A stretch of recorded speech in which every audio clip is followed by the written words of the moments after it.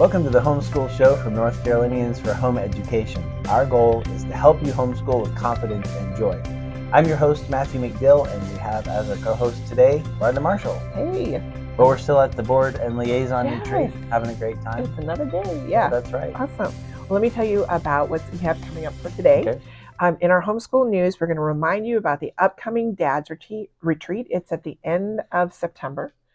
And then in Homeschool Conversations, we're going to continue to show you another portion of this wonderful Focus on the Ability webinar that we recently recorded with Lyndsay Leiviska for parents of special needs kids and struggling learners. And in this segment, Amanda and Lyndsay, focus on how to modify your schedule and your learning environment to fit your kid, which is great. And then Matthew's going to bring us some more wisdom from the Word. And finally, in our Homeschool Helps with Amanda, Amanda's going to continue her series on common misinformation about homeschooling. And in this week's segment, she's going to talk about misinformation about graduation requirements. Yeah. I get that question a lot from people. Important. What am I supposed to do? That's right. All right, for homeschool news, we just want to mention about this Dad's Retreat that's coming up. This is the first Dad's Retreat we've had since I can remember. And so, we've had a lot of requests and a lot of interest in saying, how can we support the dads? Because most of the time, we're talking to the moms, because in most situations, the moms are carrying out most of the homeschool responsibilities. Increasingly, we have a lot of dads carrying out more responsibilities or doing most of the homeschooling. But that's still not the norm. Either way, we believe that dads have a critical role in leading their families, in supporting the homeschool effort, whatever that is. And I'll be honest, because I'm a dad and I'm a husband, and that is, it's not easy. There are challenges to know, how do I love my family? How do I love my wife and my kids? And also lead them. Because a lot of times we feel like, well, to love everybody is to kind of keep everybody happy. But we know that is not what love is. Love is also what's best for my family, and how can I bring them to the place that God wants them to be personally and as a family. The thing is, people don't always want to go where they need to go. And so how do I lead and love? That's a challenge. And so one of the things that we're going to be talking about as dads, as husbands, is that exact question. How can I lead and love? How can I really take on this responsibility, which is difficult in my home? And if changes need to be made because the patterns are set in the wrong direction, what can I do to change those? So if you feel like, hey, that's me, I would love to talk about that, I need some help, then you want to check out the Dad's Retreat. That's going to be at the Caraway Conference Center. It's September 29 and 30th. And so you can go to nche.com and click on the link for the Dad's Retreat, and you'll be able to get more information and read about it. The last day to sign up is September the 25th. I also want to let you know that we just came out with the fall issue of the Greenhouse magazine. And here's the example of last year's Greenhouse magazine.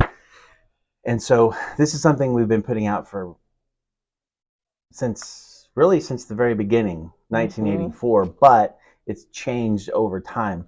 But this is full of all sorts of articles and information that you need to know what's going on in North Carolina and to be equipped. And so if you are a member or a donor of NCHE, then you will get this magazine. So I just want to encourage you to look at your membership to see, oh, am I a member? Some people assume, oh, I'm a member of NCHE because I get the weekly email. Actually, no. Being a member is different. So if you would consider becoming a member of NCHE, you can go to nche.com/join and find out all the amazing benefits, including a Greenhouse magazine and graduation and scholarships and mentor opportunities. Also, if you believe in what we're doing in helping parents homeschool with confidence and joy, you can be a donor.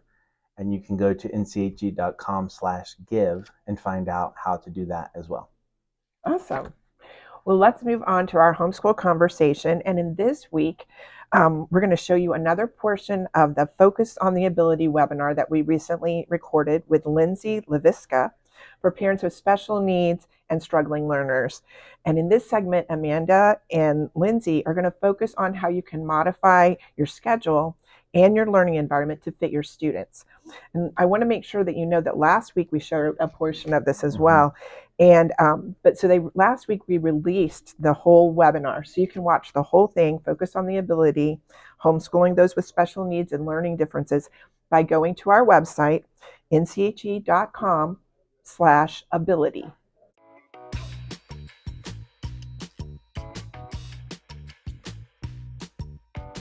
And so I know you have done a lot in your own personal homeschool of maybe modifying your schedule or your learning environment. So yes. Tell us a little bit about that. How do you do that? What are some ways? Oh, so many ways.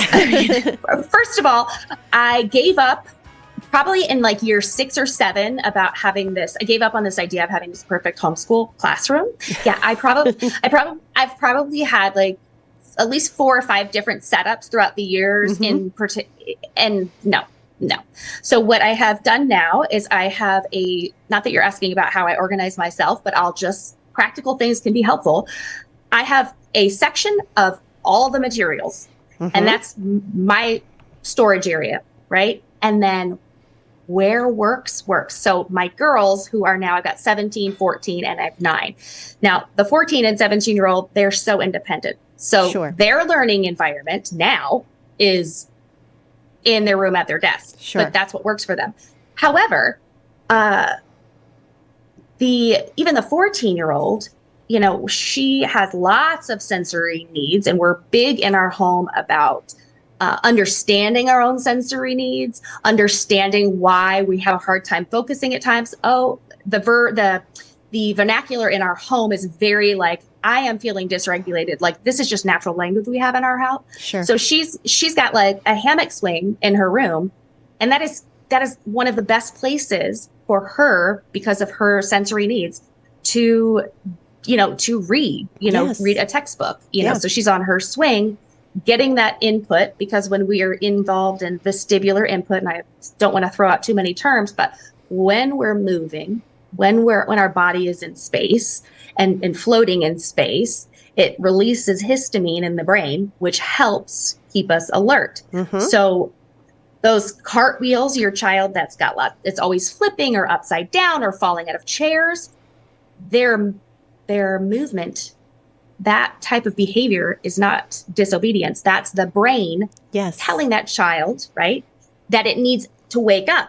Yes. That's why the brain is doing that. And so that's how we've modified. She's got a hammock swing. We've got a sensory swing. We've got the trampoline. So we do a lot of like jumping on the trampoline. We'll do flashcards, or we'll just talk about a story we read. Yes. Right. That's when because talking and dialogue is so key to language and processing and communication skills. And people don't realize how important communication skills are. At the end of the day, when we're a writer, the goal of writing is communicating our thoughts and ideas to another human being.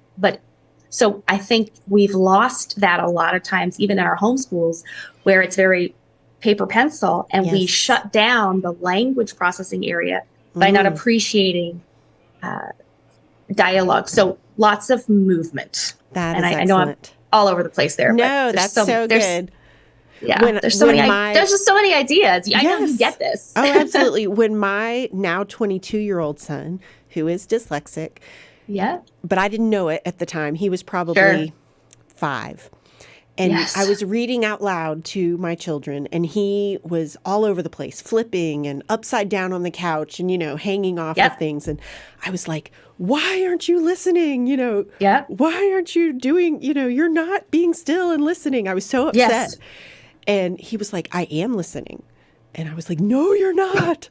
And then later, a few seconds later, I was like, well, if you're listening, then tell me what I just said.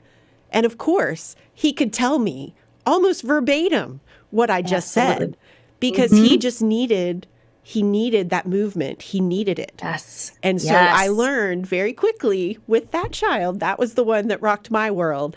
I learned very quickly he needed to be jumping on the trampoline or skipping outside on the sidewalk or just moving to learn, to take it in, and to keep him still. Yes. Blocked him from being able to learn anything. Like he could, Amen to that. He could not. No. Absolutely. Absolutely. Don't you, like, when you think back to those early years with your boy, and I think back to the things my 17-year-old, like, I'm like, oh, I'm so sorry. Like, I know, it's true. Right? But you were my guinea pig, and you were I think about times where I would get frustrated when she would skip a word. So she'd read.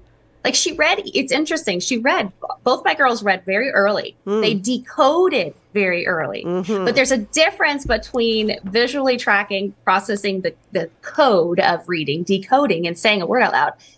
There's a difference between that and integrating the text into a cohesive message. Anyways, I would get so mad at her and frustrated. Why are you skipping lines? You're being lazy. Like, I would say, oh, I feel so bad. So if any mom feels bad, like, I'm there. Thank goodness she forgives me and she still loves me. It's a journey. It's a process, right? I know. So what about, socialization is always the question with homeschooling. Yes. And with these kids, with these different needs, different maybe neurodivergent situation, they might struggle with socialization more than others, maybe. How do you get socialization opportunities for your kids with different needs? Well, first of all, I found personally the most helpful and beneficial thing that I have done for my family, for my children, for my relationships with them, is to saturate myself in a very in a neurodivergent, like a very affirming, and when I say affirming, I mean like strengths-based, if depending on your faith, God designed us this way for a reason, and you have a plan on your life. Very, very positive. So the point is understanding that, particularly in the autism world, that autistic social skills are not wrong. Autistic social skills are not bad. They're different. And if we can shift our lens, and recognize, oh, this is who they are, this is how they're designed, I promise you, there are moms everywhere with their kids at home hiding, not going to social events because they're afraid that something's wrong with them. But if you just reach out, if you put it out there and use, I recommend moms get into local Facebook groups. Yes. Okay. I love Facebook for the groups. Okay. I'm not saying it's all healthy, but there's so many good things that you can use. So get into small local Facebook groups and you focus on your child's interests, and you look for events, or you create events based on your child's shared interests. So if your child's into Minecraft, hey moms, my boy really, really loves, and I've done this before in a Facebook group, my boy really, really loves Minecraft. Do you have a child that loves Minecraft? Let's try a Minecraft day at my house. You just have to throw it out there and be willing to be the mom to take a step out there. Yes. Does that make sense? Like, don't think there's something wrong with your child. There's so many millions of kids out there that need community. It's just we have this belief system that holds them back. Not to say it's not not to say it's not hard, but find those groups. Now, obviously, you and I both know in the homeschool world, especially where we are, I mean, North Carolina, you can't get in more of a homeschool hub of the world. There's a lot, for sure. There's so many homeschoolers. There's so many homeschool groups. There's so many co-ops. If you're stuck at home for a reason, one place that I have found to be fantastic for neurodivergent kids is OutSchool. OutSchool is amazing for topical things that your child likes. So if your child loves trains or engineering, or there is a group for that. And all these kids, they gel and they learn to listen to each other and have fun with each other. I mean, the sky is the limit. But there's so many opportunities for socializing. And I don't mean to go on a ramble here, but one more thing I really want to encourage is at the end of the day, when you have a 22-year-old, so you get this right now. It's like, what do you want your child to believe about themselves as into adulthood? Yes. Because if I have a child who is raised in a system that tells them everything about them is wrong, everything they like is wrong, everything is wrong, what do they believe about themselves? Right. Because those beliefs, that's 70, 80% of their life. This time we have is fleeting with them. And we're so focused on shoving in academic content that can be done very quickly. Yes. Very quickly. Yes. You and I both know this. Right. So do I want my child in a system that is very opposed to them as a human being? Or do I want to, bring them home and take charge of who is going to be the continual messages sent to my child? Because eventually we know the mental health rates in our culture. Yes. But you look at neurodivergent children and it's really bad. Yes. And we have to do something different. So for that mom who's on the fence, think long-term, about what you want your child to believe about themselves, because our thoughts are where it is. Absolutely. So we just want to remind you one more time that we would love to see your videos for the Homeschool Reality Moment. And here's the assignment for this month, which is show us how you start your homeschool year. You can describe it to us, or you can record what you do. So you can go to nchg.com, the Homeschool Show, and scroll down to see the instructions and click on the link so that you can upload your video. We really look forward to seeing how you guys start your year, and hope it's encouraging to other people as well to know how you do that, and maybe some advice or tips on how to make it meaningful. Yeah, I'm looking forward to that. All right, it's time for some wisdom from the Word, and I have a pretty difficult question for you as parents, and that is, do you know what is going on in the life of your daughter? I'd like to address this a little more specifically, because we could ask, of course, do you know what's going on in the life of your son? Equally valid question, and you can apply this either way, but I would like to focus on the father and the daughter, and the reason is because I'm looking at the example of Mordecai and Esther in the book of Esther. As you may know the story, Esther's parents died, and then she was adopted by her cousin Mordecai, who raised her as her own daughter. So he was the father figure in her life. Something really significant happened. When Esther was taken to the palace to be considered as queen and all of that, it says in Esther chapter 2, verse 11, "And every day Mordecai walked in front of the court of the harem to learn how Esther was and what was happening to her." So he was very interested and diligent in finding out how was Esther and what was going on with her. And I would like to suggest that this is not something that he just started right when she moved away or something like that, or went to the palace, but that this was a regular part of his relationship with her, finding out what's going on. Let's go back to that question. Do I know what's going on in the life of my daughter? And I may think so, but then honestly, when I think of all the texts, all the video chats, all the hanging out, all the conversations that she has with other people, with other friends and boys, do I really know what's going on? And so it's a hard question. Last Monday, I just sent my second daughter, my fourth child, to college. So as you know, that's a bittersweet thing when you send off your child to college, and especially a daughter. But I've been texting her since then, keeping up with her. And fortunately, I can say, like Mordecai, that was not a new development. I have not been checking in with Hannah, my daughter, just since she went off to college. I have been checking in with her all the time to find out, where's her heart? Where's her mind? How is she growing? What is she struggling with? What questions does she have? So here's the bottom line. It's pretty obvious, I hope. And that is, Your relationship with your daughter is going to be based on your interest and time and availability to have conversations with her and to listen to her and to be an encouragement to her. So if we only keep our relationship on the parental level, only instructions, only corrections, only logistics, then we're not going to have their heart, and we're not going to be able to help them follow Jesus. We're not going to be able to disciple them in the same way. Another great verse here later in Esther chapter 2 says, Esther obeyed Mordecai just as when she was brought up by him.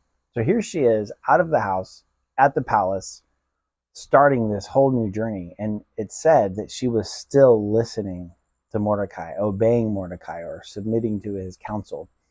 Now that, again, I would like to suggest comes from a history of investment, a history of gaining her heart, gaining her trust. Because at this point, she wouldn't have to listen, but she's choosing to.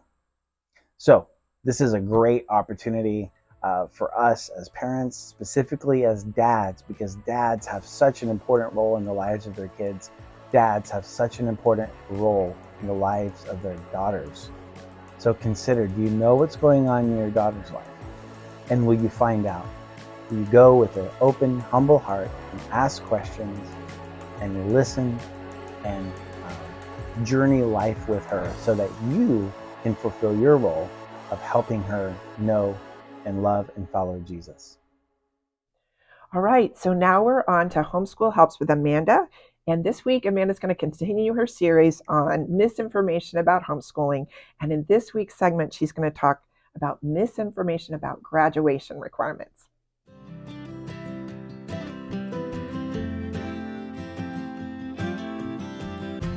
Welcome to Homeschool Helps with Amanda. I'm Amanda Wares, Homeschool Helps Director with NCHE.